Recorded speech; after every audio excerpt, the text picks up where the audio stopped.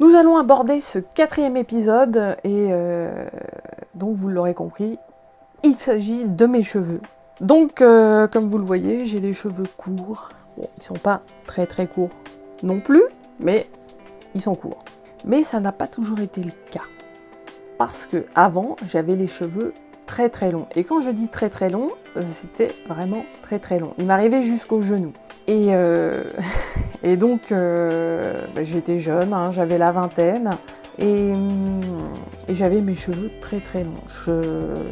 Je travaillais déjà dans les espaces verts.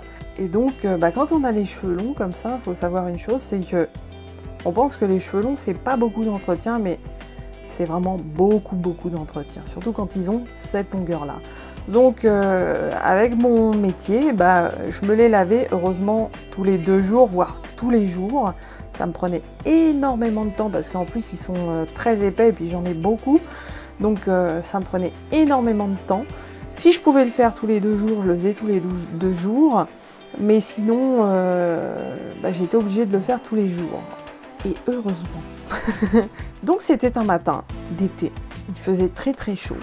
Je pars travailler. Avant de travailler, qu'est-ce qu'on fait? On se lave, heureusement. Donc, j'avais lavé mes cheveux. Et pour pas qu'ils me gênent trop, j'avais fait une grande natte. Ça aussi, heureusement que je l'avais faite. Et donc, on travaille toute la journée. Et arrivé vers 15h, le soleil tapait vraiment très fort. Moi, je débroussaillais. J'étais encore dans le débroussaillage. Hein. Et donc, je débroussaillais depuis déjà 1h30, 2h. Et mes cheveux étaient donc en natte derrière moi. Je débroussaillais. Donc le moteur de la débroussailleuse était à côté de moi, forcément. Je vous remettrai encore une photo pour que vous voyez bien ce que c'est une débroussailleuse. Et donc le moteur était à côté de moi. Je débroussaillais, tout se passait bien, j'ai pas eu de problème avec un caillou ou quoi que ce soit. Et puis, d'un coup, je sens comme une odeur. Je dis, ça sent brûlé. Je continue, et d'un seul coup, je dis, tiens, il y a de la fumée. J'arrête la machine et puis je regarde je regarde autour de moi et je vois de plus en plus de fumée. Et en fait, je me suis aperçue que ma tête était beaucoup moins lourde. Ah oui, parce que c'est pareil, quand on a les cheveux longs, c'est lourd. Et puis on a la tête qui part en arrière comme ça, donc c'est très lourd à porter. Hein, plus ils sont longs et plus ils sont lourds. Et je me dis, c'est pas possible.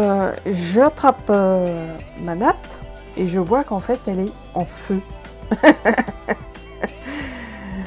Et je me dis, mais c'est pas possible. Et le feu prenait très vite. Surtout que le temps que je m'en aperçois, la natte, elle m'arrivait plus au genou, quoi. Elle m'arrivait déjà un peu plus bas que l'épaule. Le temps que j'arrête le feu, parce que heureusement j'avais mes gants, donc j'ai réussi à arrêter le feu en tirant dessus et puis en tapant dessus, quoi, avec mes 2 mains sur la natte, le bout de natte qui restait. Et de là, je me regarde dans le rétroviseur du camion qu'on avait. Et je me dis, c'est pas possible. Mes cheveux arrivaient là. J'avais un carré, quoi. Voilà comment j'ai perdu mes cheveux en travaillant avec une débroussailleuse.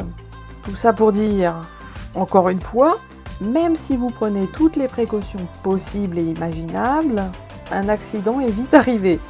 Là, heureusement, j'ai pas été brûlée parce que d'une, mes cheveux étaient encore humides et de 2, j'avais fait une natte quand même assez serrée. Donc le feu, il a eu du mal à se propager, quoi.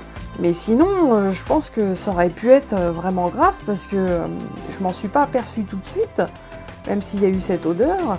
Et si ça avait atteint le cuir chevelu, je pense que j'aurais pu avoir des brûlures assez conséquentes au niveau de la tête. Depuis ce jour-là, j'ai les cheveux courts. Voilà comment sont arrivés mes cheveux courts.